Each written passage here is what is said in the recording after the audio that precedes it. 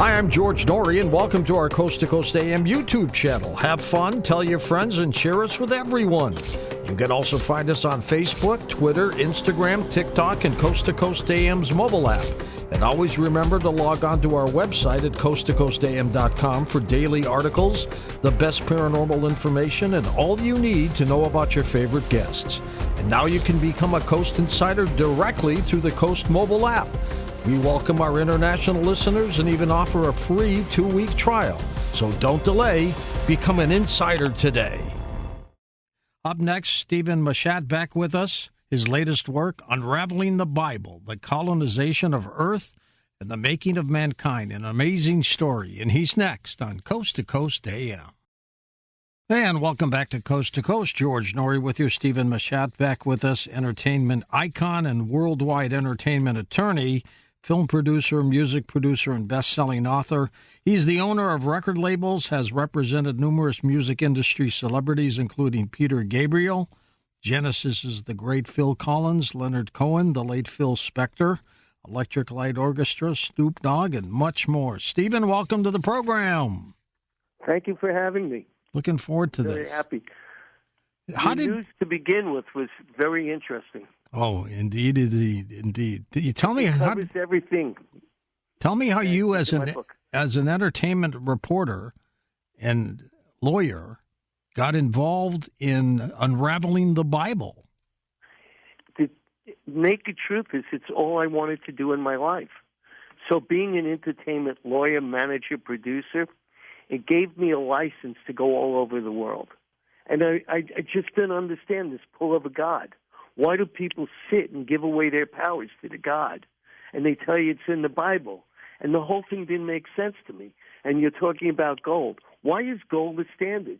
It didn't make sense to me. You can't do anything with gold. And I wanted to understand where these came from. Where did Sky God come from? Where did gold come from? So what I did is I went around the world and I produced records in over 100 nations.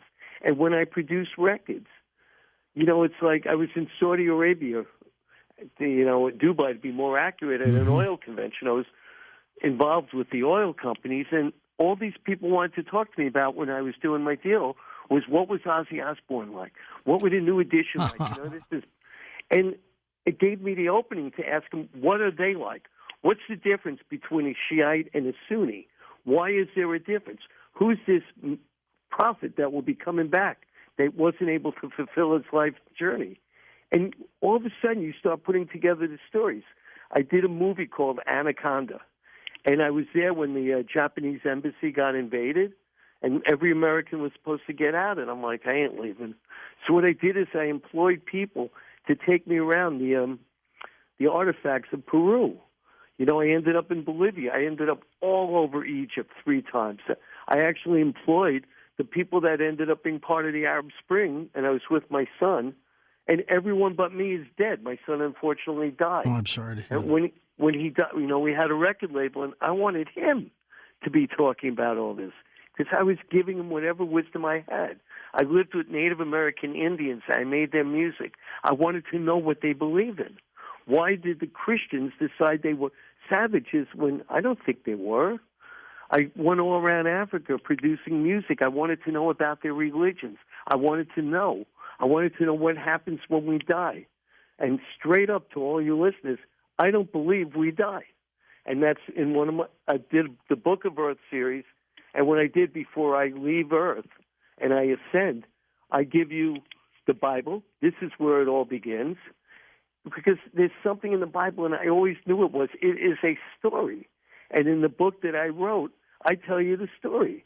I tell you about the Nephilim, which is in all versions of the Bible, and the planet Nibiru, and how the Nephilim came to Earth because they needed gold. Why did they need gold? They needed gold to fix their atmosphere. What was wrong with their atmosphere? They had an atmosphere that was leaking. So I learned, because I read all these tablets, and I've read as many explanations as I could, and because I'm a history freak, and quietly I study quantum physics as much as I can, energy, and I learned energy through music. I learned, how do I attract you? Well, I have to have some music that will get you to me. I have to become a sun, my people, so I need to find the sun. And once I have a son, I could create a solar system around different objects. And you go make it. And I couldn't stop learning and learning and learning and learning. And this book, Unraveling the Bible, took me my whole life to analyze, why did they come here to get the gold? What were they going to do with the gold? They melted it down. They melted it down. Why? They melted it down because they could carry it in their spaceships as liquid. They brought it back to their planet. It says this in the tablets. And they shot it into the air to fix the holes in their atmosphere. You know, they got their heat from the center, and they had to keep the heat out of their planet. And apparently it worked for them, didn't it? Yeah. And that's why they came back here. I mean, when they were running their factories in Peru, they told them to build, you know, all the city with gold to honor what they were doing. And I worked with a band called the Electric Light Orchestra. We had this spaceship where we traveled around the world, you know, doing shows. And I kept asking, where did El Dorado come from? Where did you figure this out? You know, and then you realize that Piazza, or whatever his name was, when he landed in Panama, and Pizarro, and he walks towards Peru. Who walks through that jungle? They had maps. These maps existed, and they've always been here. You know, I was talking to the History Channel because they're talking about making stories of this book. It's 3 books, and I wrote the books as acts because I believe that we are not our body. We are a consciousness, and for whatever reason, we had a gravitational force and pull that brought us to planet Earth, and voila, you incarnate inside this body, you know, and all of a sudden you're an actor. You're an actor in this role, and you're playing. You have no control because you're in a system. All of a sudden you become the religion of your parents. You become the nation of where you came out of. You become everything around you, and they told you what you do, and you got to shut up and pay tax. And it's like, pay tax for what? You know, you said something, and I'm very political. What do we pay tax for? Well, we owe money, and this is how we do it. No, the United States prints money, gives it to the Federal Reserve, and to authenticate that money, they loan it back to us. So we, the citizens, pay the Federal Reserve to do a job that in monopoly is for free. We give these bankers money, and it's like, what is this? And George, I could go on, and I'm excited to share all the wisdom I have, and I want to get it out. And yes, I'm still producing music because when I'm with the young, and I've got 5 records coming out. Good for plus you. a Cuban record. But I could go on and on. So why don't you send to me and ask me what you feel your audience wants and to know. You must be familiar with the late Zechariah Sitchin's work because I loved him. George, I loved him, and I was supposed to meet him, and he died. I met him. He was 90 years old when I met him.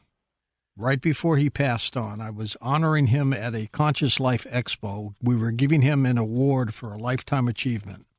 And I brought him up on stage, Stephen, and I said, Zechariah, how old are you? And he looked at me, looked at the crowd, and goes, don't be rude.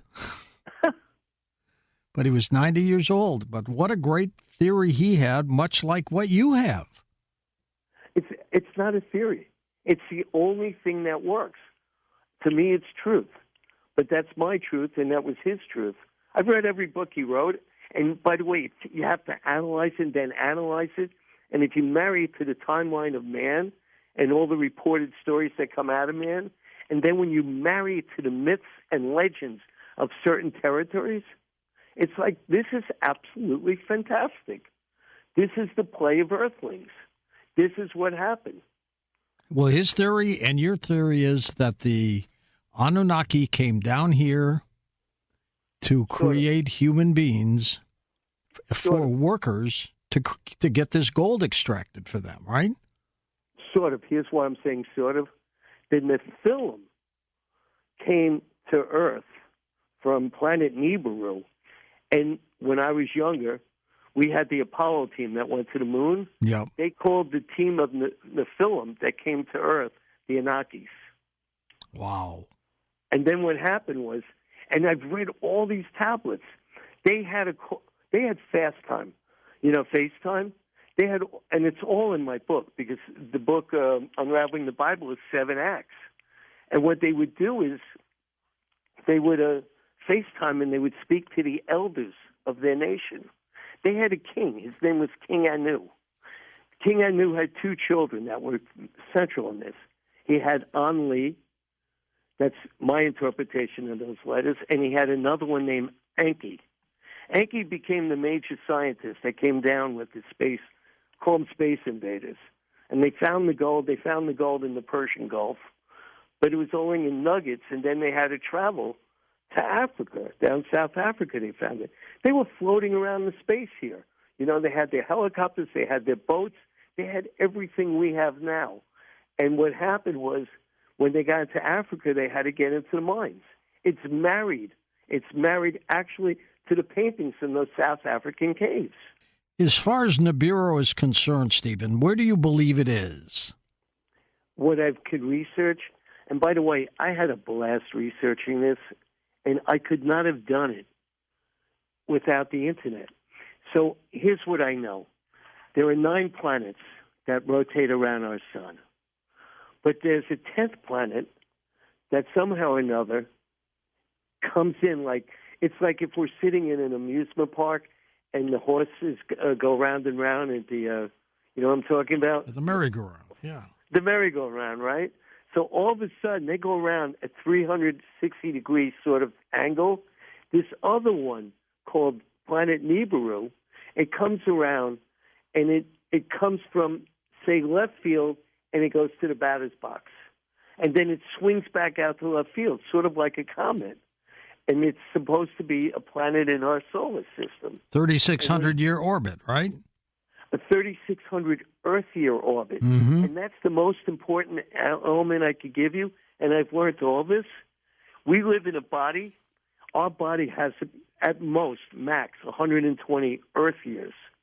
Well, in these planets that are made of the same chemical compounds that we are, you know, because what happens is the sun makes similar compounds, and it creates beings. It creates energy. It creates animal. It creates the gases and the liquids, and they all work. And what they do is their bodies live basically hundreds of thousands of Earth years. Because we sit here and we think, 80, 90 years is a long time. No, it's not. But it's a long Earth time. Sure. And you've got to understand that everything is relative. And when you really start understanding metaphysical truths, you realize that exactly what we are. We're limited. We're in an Earth body. This machine will run out unless you replace the parts. And if you replace the parts, okay, what are you going to do? But we're Earth creatures. And they came here to get the gold. And they gave us our societies. They gave us a kingdom. They gave us our imperial religions. They gave us our imperial governments. They killed all their human beings when they wanted to. They played with the humans as if they're checkers, and they played chess. When the children, the two, Enki and Anli, came down and they brought the others, they started reproducing, and then they had families. And then they created mankind. That's where we left off. And when they were in Africa, they had a mutiny. The Iggy's were the ones that lived on Mars. There was life on Mars. And what I'm telling you, folks, and George, I'm not the only person that knows this. These books were written, and that Bible is a diary of the Nephilim life here on Earth. It discusses when King Anu came down here. It's fascinating. They seem to have made us so, Stephen, with a deficiency, because look at us as people. Not all of us, of course, but look at some of the people on this planet. They're evil. They kill. What happened? Okay, in a nutshell, look at humans, right? What are we humans? We're beasts, straight up. So I look at it as 7 chakras, the 7 wheels that run our bodies. We have 3 wheels, 4 wheels really, chakra 1, chakra 2, and chakra 3. 1 is, where you excrete. Chakra 2 is your sex organs. Chakra 3 is basically your organs where, your liver, your kidneys, and all that. Your heart? The heart is number 4. So the first 3, every animal has. And what do? You need to survive, and you'll kill. and you will kill whenever you have fear. You'll kill whenever some leader or whatever, some sun energy that's attracted to you, tells you to go get your gun and go kill for God. You'll kill, and then you have your heart. So I try to tell people, and I talk to a lot of people, your heart is supposed to balance the angel qualities each of us have. We could speak and communicate. We could interpolate and tell people. We could figure things out. And then we could communicate with the energy that we came from. We came from a consciousness. And if you look at a consciousness as an ocean, it's up there in space. And what happens is we're drops from that ocean. And I call consciousness God. We are all individual members of a club called God. There is no third-party God.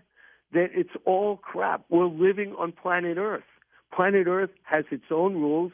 It's a womb. It's an open womb. And George, I'm telling you, all I did is I went to school. Again, I just can't stop reading, and I read more, and I read more, and the whole thing fascinates me. Are they still, Stephen, are they still here, or did they leave? The Nephilim, I believe, are coming back. And by the way, I listen to all these. There's so many beings. You know how many planets are out there? Oh, my God. And the planets create the sun. The sun creates the energy to create life. And a consciousness will go right in there. They're all over. I mean, we know it. And some of them are still here with us. They had the Nephilim, who were the gods. They called themselves gods. That was the word Nephilim. And then they had demigods, where after they made the humans, they started reproducing with the humans. And they were called demigods. And those were the heroes inside the Bible, the half-beings, I don't know if any of your listeners ever read the book Enigma. They might have, They took it out of the Christian book because they didn't want you to know what a demigod was. Why? Who would have created the Nephilim? They come from an energy. They come from consciousness. I believe consciousness can create. I believe consciousness can create out of the... you need a sun. Here's an easy way to explain it to you. As it says in the Bible, everything started with light. Well, what's light? So what happens is you've got this empty consciousness that's at rest. It's at point zero. So in point zero, all of a sudden a thought happens or an idea. All of a sudden you have an idea. And next time, all you listeners or whatever, you have an idea, understand, okay, now what happens? Well, you may like the idea, and all of a sudden that idea gets gravity. It gets a force that attracts you to create a blueprint. And then when you have a blueprint, you'll figure out how to make it alive. That's how all of us are here. We were a thought. We had something. We had a need, a desire. And we're all thoughts, except we're limited by this body, which runs us. And we operate on fear and hate. And so did the Nephilim. The other day I was speaking to the people in Israel. Israel's really into this book because it's like, wait a minute, there's something wrong here. And, they gave me a big spread. And we were talking, and it was funny because I can't pronounce Sodom and Gomorrah the Hebrew way, or however they do it. Yeah. And I told them that Sodom and Gomorrah, down there, it was the Nephilim blowing up the human beings. They were having a fight between and Lee. It was like a nuke, wasn't it, or something? Yeah. No, a nuke, did you say? Yeah. No, Anu, A-N-U. No, a nuke. And yes, they dropped. They nuked it. Yeah. They nuked them, and it's in So I'm talking to Israel, and they're telling me, "Well, where'd you find this?" I said, "Let's humor each other." And we went to the internet. We looked it. I told them how to put it in. I didn't know, and all of a sudden it came up in the Smithsonian's. They said that there was something from space, a nuclear energy that was dropped in that area about 1800 BC, which is the perfect time, exactly when that place went down. Absolutely. It's just amazing research you've done, Sitchin and some other people. Tell me about your thoughts about the collective consciousness, though. How important is that? We are a collective consciousness. We're teammates. I don't know about you, George, but I love team sports. I love watching people do it. I love watching people in the audience. That's why I did music, because it was something I could do. I know how to make you a star. I know how to do it, and I can't do it for everyone. But it's a collective consciousness. Yeah. what you do is you get people to believe, oh my God, listen to them talk and this and that, and you start following it. And then you could build and you could do everything. All of us are from a collective consciousness, and basically we're tribe, I don't know, for lack of a better term, let's call it tribe mankind. All of us are the same consciousness. And in our bodies, in our geographical areas, we react differently. And then they figure out, and they being the ones that want to rule us, they figure out how to get you believe in religion. Religion is a Latin word. It means to bind. They figure out how to bind you to some image, a talisman. And all of a sudden, you believe this. And you create a myth around it. You create a legend. I worked with Stan Lee. I did. He was one of the best. And he wrote a little snippet for the back of your book. Yeah. Those were the things. I used to tell him, why don't we do a show on the Nephilim and the Anunnakis? And he goes, I can't do that. He says, I don't need people to think I'm crazy. I said, well, it's not crazy. He says to me, Stephen, you'll do it. He says, there's not a doubt in my mind that you'll do it. But, I love finding people like that. And then you ever read the Lawrence Gardner books?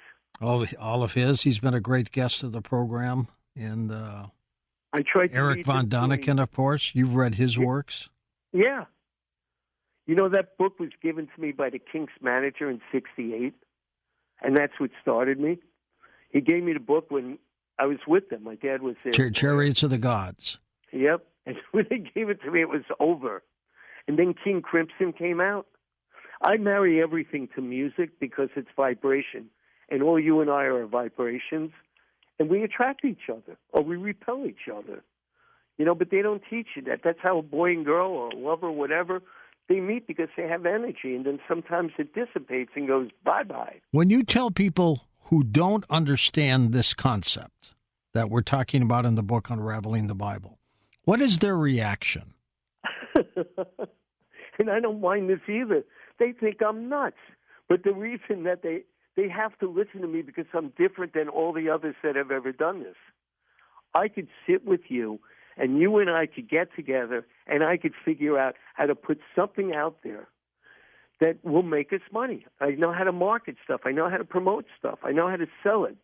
And what happened was I didn't want to do that anymore. I wanted truth. Great, I become the richest man in the world. And what? What do you do with that? Or the third richest or whatever. He said, no, I want to know truth. I'd rather sit with people in whatever, restaurants or wherever I find them. And talk about this. Yeah. I had a back problem in February, and I almost died. From a back problem? What happened? I hate the Dallas Cowboys, so why is that important? They had a halfback who was out for the rest of the year. Then all of a sudden, he comes back in 3.5 weeks. So I learned that my pains in my legs came from my back, and they're telling me that my back generates that because of the nerves that run through your... Did you go and have back surgery? No, I did something different. I found the guy that fixed whatever the halfback's name, that fixed his back. And what he did was he basically sealed my disc. He said that they were ripped, and he sealed the disc. And he did this on January 6th. Well, on February 2nd, I had back pain, and I was picking up the pieces of Cuba, of the Buena Vista Social Club, my band, the record. And all of a sudden, after I got the record and everything, I couldn't walk. And I didn't know what to do. My bodyguard was an ex-Cuban general, and my doctor was Dr. Kevin Pauza. You couldn't move? I'm sorry? You couldn't even move, I bet. No, I couldn't. And then they brought me to the Cuban hospital, and then my guy said to him, look, I just want you to make it so we could put him on an airplane. He could go home to his wife. Right. I came back to America, and then Debbie, who I love, she saved my life. But what they did is they went into my back. I had total failure. I had an abscess that was eating my spine. Oh, my God. And, I actually saw the energy, or at least I thought I did. How are you now? I'm finally able to walk, so I'm walking. I'm out here in Los Angeles. I did some meetings, but for 4 months I couldn't do anything except just sit and think and do more thinking and produce some records, and which I did do. We have 4 records coming out, and I know 1 or 2 of them will be a hit. And I talk to younger people. And by the way, they lap up what I start telling them. They're into it. You know, and like I sit there and give criticisms on songs, but I don't do it about words or music. I tell them, you need to have energy. You need to have the energy go to reach your people. I worked with Leonard Cohen, and he taught me, I don't know if you know who he was or whatever. Oh, yeah. So I did his stuff with him.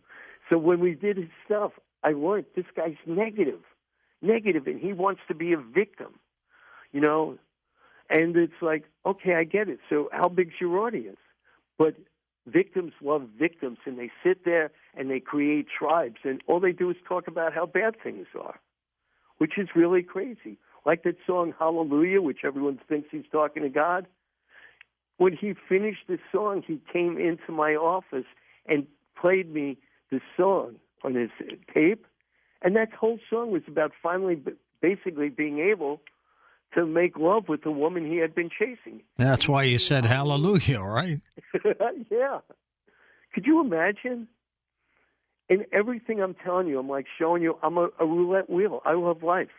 And what they do to control us, the people in control, they break your school logic into biology, chemistry, geometry, geography, and then they talk to you about astrology and astronomy. And it's just amazing because the truth is they're all related. It's the history of what we knew in this particular field. But the film studied, and I'm sure you read it in Sitchin, they studied all the energies coming. They created the astrological signs. They divided the they divided the sky in 12 with the way the sun rotates. The sun rotates counterclockwise. We rotate clockwise. So, you know, and what they did is it's like 26,000 years for the sun to circle the galaxy, the Milky Way galaxy. Where do we get your book, Unraveling the Bible? It's sold everywhere. You could get it on Amazon. By the way, it's written, I'm talking to you, and it's like I wrote it like a play. It's like, here we are. No, it's well done. Here's what they did. And when we talk about unraveling the Bible, Stephen, a lot of things in the Bible, if you apply it to what you've talked about, what Sitchin has talked about, makes a lot of sense, doesn't it? It's basically the history of the Nephilim, and we are part Nephilim. They gave us their energy. And what they did is they created us going back to Africa, and they did it right there. And you could look up Zimbabwe ancient ruins, and the ancient ruins there are where they basically experimented with different animals to figure out how to make humans. How much gold? How much gold would we have on this good old planet had they not taken it out of here? It's true, but by the way, if you have the gold, that's why people love gold, because they needed it. What do we need gold for? You can't eat it. You can't sleep on it. What are you going to do with gold? Well, it's some commodity, and you can sell it. But what are you going to do with it? Make jewelry? I don't like jewelry. I believe jewelry contains your energy, and instead of your energy coming out, what it does is it keeps it in. Jewelry's dangerous. Even rocks do it, but not like gold. You lose your energy. You become gold energy. Of course, I'd rather have gold than $100, wouldn't you? I'd rather have love. Well, you'll get that too. Right? And by the way, if we have love, we can make a lot more currency than sitting there holding up someone else. Now, let me ask you this, Stephen. Do you believe in God? I believe we're all consciousness, and that consciousness is God. So, yes. So basically, you do believe in a higher power. No, I believe we are part of that higher power. And collectively, it's higher. But, yeah, we are part of a higher power. We come here, and we become beast on earth because we don't understand. And that's in my third book. You reincarnate or you ascend. You came here to learn something. You had an urge. You had a need.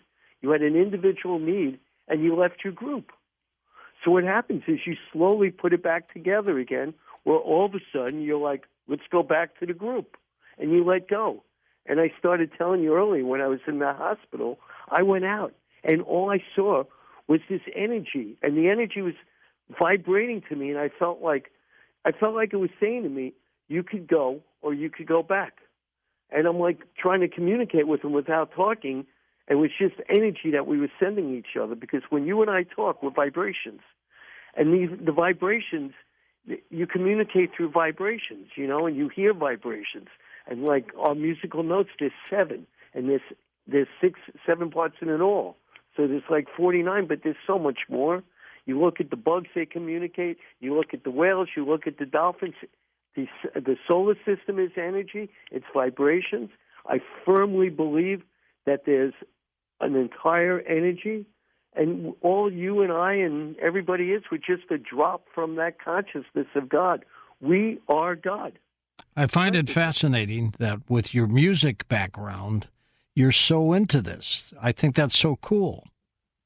Well, no, thank you. And by the way, I did this with every artist I've ever had, and they didn't know what to do. I was going to say, how many of them got it? Here's a strange one for you. John Waite, remember I Ain't Missing You at All? Mm-hmm. Anyway, he and I broke up because of my wife, whatever. We didn't speak to him. Then he does a documentary, and in the documentary, he tells the guy, get hold of Stephen Machat. He's the only person that would tell you the truth. Huh. So the guy gets hold of me, and they said, John Waite told that to you? And I'm answering your question. So he said, yes. So I said, all right. So I talked and everything, and I told the truth. Well, they didn't want the truth in the documentary, and I said, I didn't knock it, but I told them some rock and roll stories. Same way John gets hold of me. John finds out that I almost died. John gets me on the phone and starts crying. So I'm like, whatever. He goes, what are you doing? I said, well, I wrote a book called Unraveling the Bible. He bought the book. And then he calls me and he says to me, I knew you would do this. That's what great. do you mean? He said, you would stop everyone and ask them why they believed, because I interview you. I really do. And I'm charming or alarming, but you'll talk to me. You really would. And I'll make you laugh. Maybe I won't. The nurses, when I was in the rehab after the hospital, they were Haitians and they were Catholics. And they sat on my bedside because I just didn't want to be there. And they saw the book because, I had the pre-books. And yeah. They asked me about God, so I told them what I just told you. I love it. And they don't really believe in God, and they didn't know what to do. They just did not know what to do. So anyway, it was fun. I spoke to them, and I sold 2 books. But anyway, it's not the 2 books. I would give all this away. Like, I would love to do one of your shows where we sit there. I just want to give it away. Because if you start believing what I'm telling you, George, you the people, there'll be no more hate. There'll be no more division. We could unite. And the last thing that Enki wrote was he wrote this thing saying, I'm writing this diary to make sure you get it in the Samaritan text form, because what we did is what goes on above, and it's going to go on below. You're going to kill each other. Where are these ancient tablets now, Stephen? They're all over. They're in different museums. They're all over. And these tablets, by the way, they're in the Vatican. They're definitely in the Vatican. Are they? They know what I'm telling you. And somewhere in Iraq, right? In a place called Nineveh, Nineveh, yes. And that did not get disrupted during the problems there? No. But you know something? You ask great questions. I would love to sit with you and just talk. The United States, when we invaded Iraq, the first thing we took was a battery out of the museum. That's right. 20,000 years old. The Baghdad battery. Yep, and now they tell you, oh, that was never there. Excuse me, what are you telling me?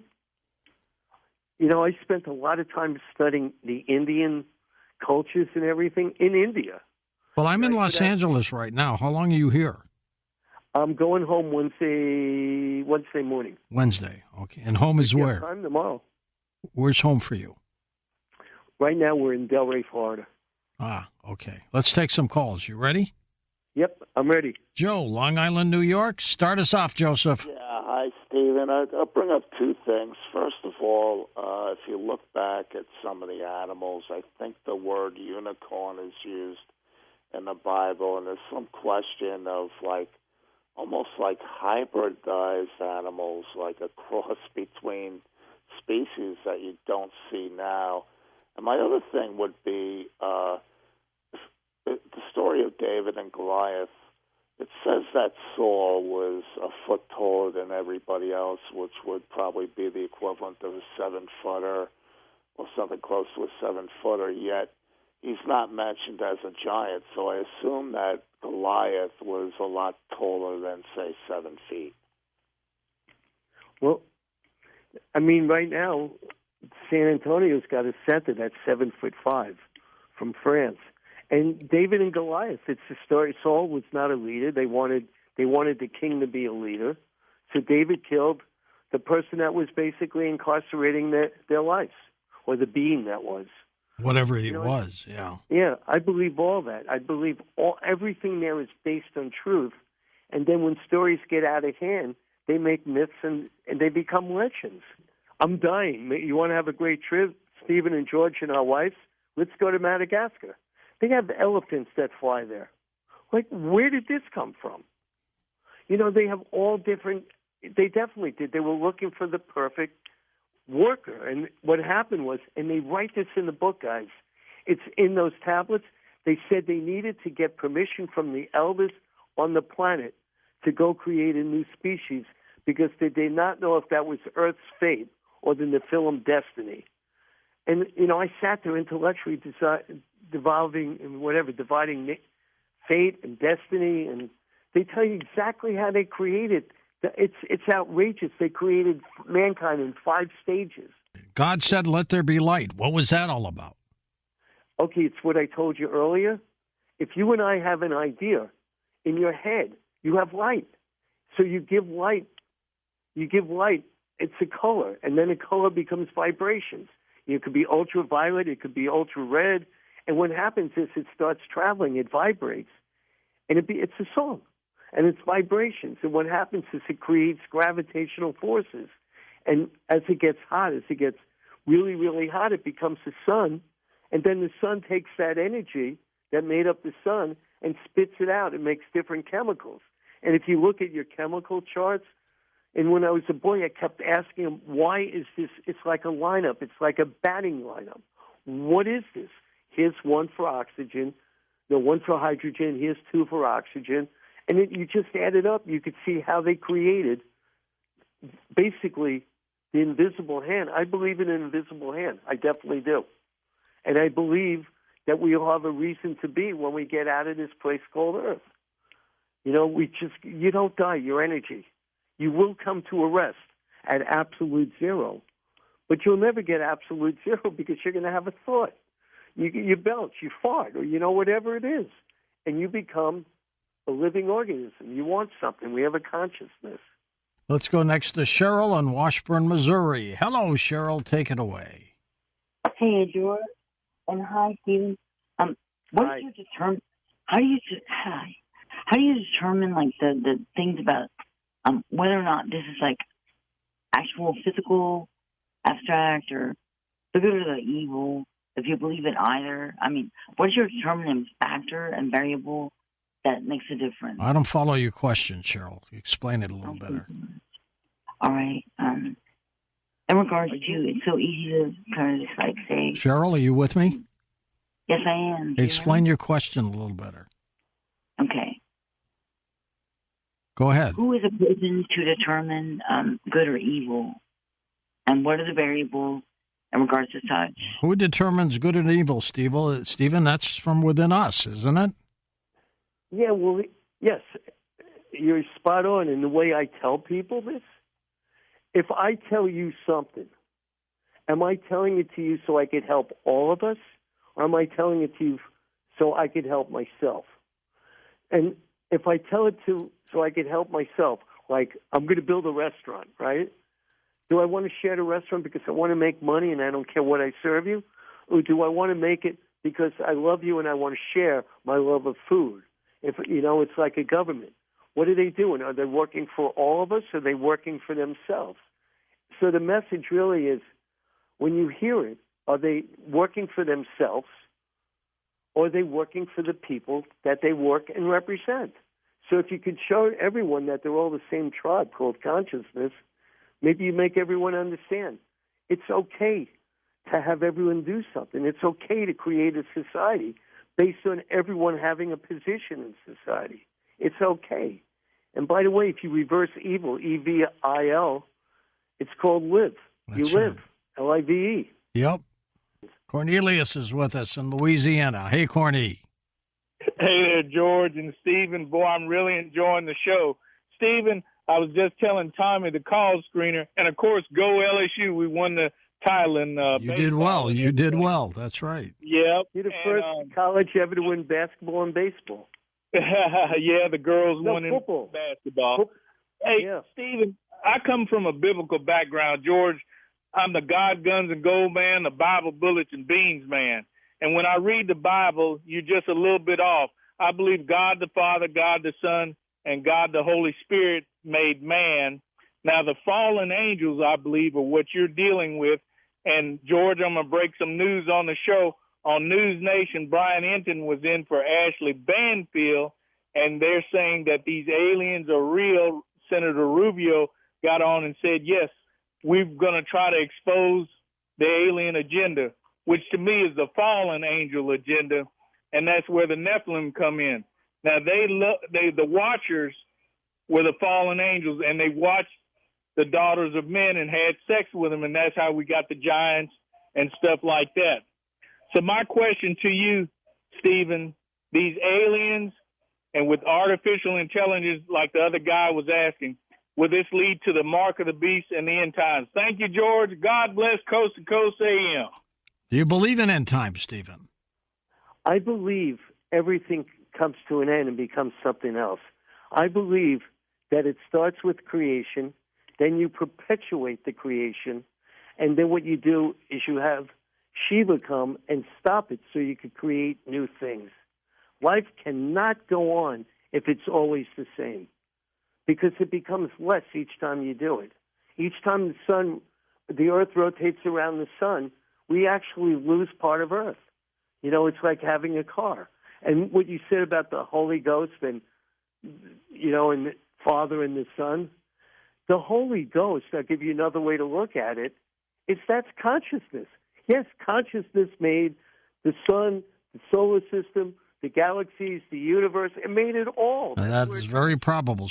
When might this have happened, Stephen, if you had to guess in terms of time? I don't have to guess. I may be wrong, but they're very specific. They spoke about stars when they landed. They landed here about 430,000 years ago. They spoke about when they had the need to create mankind, and that happened about 300,000 years ago.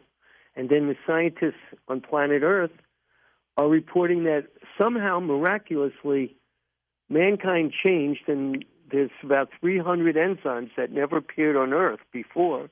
And miraculously, now they appeared, and they're living inside these bodies that are basically our predecessors called mankind. The bodies that give us the ability to have the three chakras I told you. Mm-hmm. Chakra 5, the ability to talk and communicate. Chakra 6, the ability to figure things out and to interpret and to draw and to graph and understand and to speak with higher consciousness instead of just being locked in this body. The scientists say it, and then, you know, because of the Internet, I'm able to really just go for it. And what they said is they thought a bacteria bit and brought these other things into Earth. Interesting take. Let's take final calls. Ed, Charlotte, North Carolina. Hey, Eddie, go ahead. Hey, George. Yeah, you do ask great questions. I'm glad he got that. Well, thank you. I got a couple of things I'd like to tell you, and then listen to what you say. One thing, mitochondria, one thing that makes me think we may have been changed somewhere in our background is when I found out that our mitochondria does not have our DNA. It's got its own DNA, and, of course, that gives us all our energy and everything. So that led me to believe that somebody may have fiddled with us a while back. The other thing is vibrations. Now, that's a big deal to me. I like my first verse of John in the beginning was the Word. A word is a vibration, as you said. Einstein says we're nothing but a traffic jam of vibrations. I have a quote over my desk here from Tesla, and he says, if you want all his life's work, he said, if you want us to understand the universe, you have to understand energy, which is vibration and frequency. I had some pretty severe health problems. I had the deadly polio, the bulbar, and my throat's paralyzed from it. But I've had some chronic health problems, and homeopathy are vibrations. That's all that's left. And I know how powerful they are because I'm a sensitive subject. I'm one in millions, as it turns out. So I can feel it when I take one of those. I know I can feel the power of it. And so vibrations are everything. And I agree with you that. I think love, I'm wondering if the unified field theory, if the only thing Einstein was missing is love. I think maybe that has energy like you're talking about. What are your thoughts on that, Stephen? I agree with all three things that you said to me. And you made me think of the Beach Boys song that I heard when I was young called Good Vibrations. Great song. I was always curious, where did this come from? And it's true. We are vibrations. Seriously, we are absolute vibrations. Here's this quick story for you. One day I saw my second wife at the airport with her sister. But I didn't recognize her. And I was with my current wife, my love, Debbie.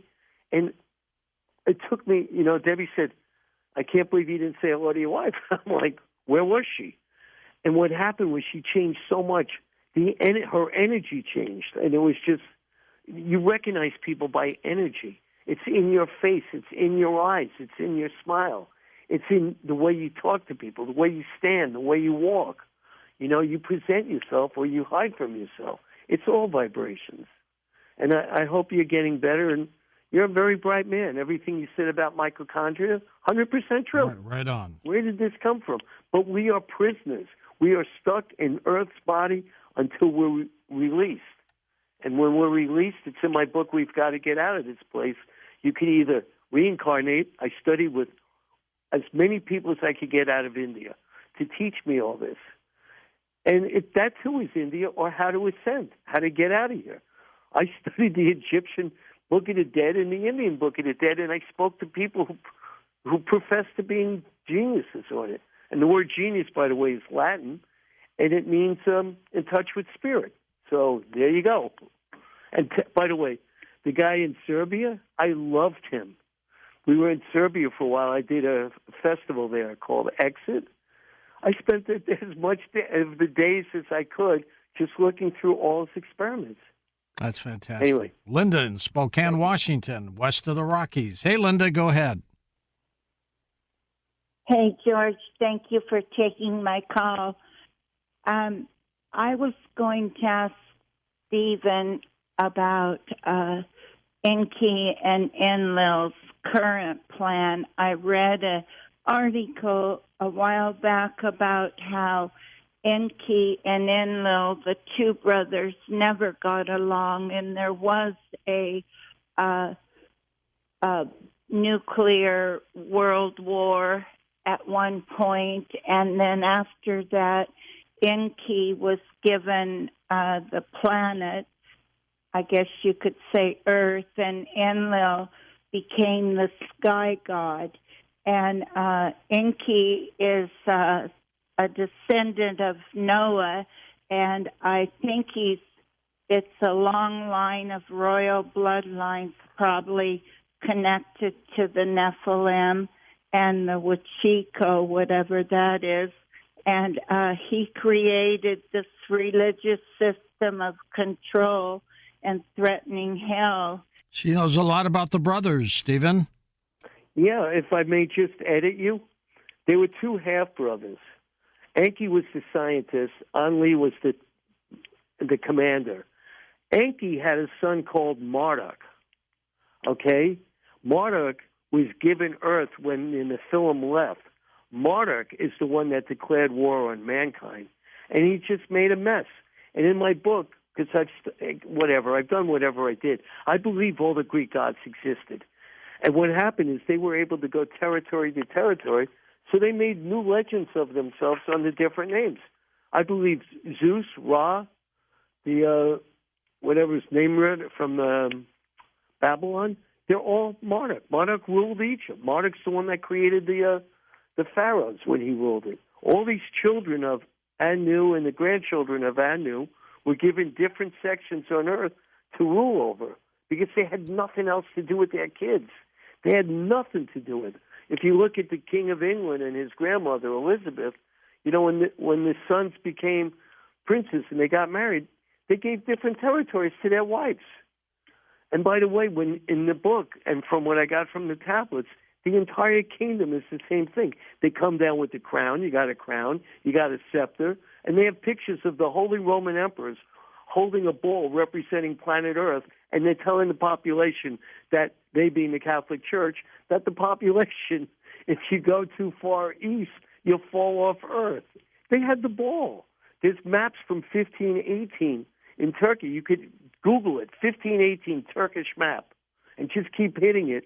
They'll show you a map of Turkey, you know, and this is before Magellan went around, where they describe Antarctica, perfect.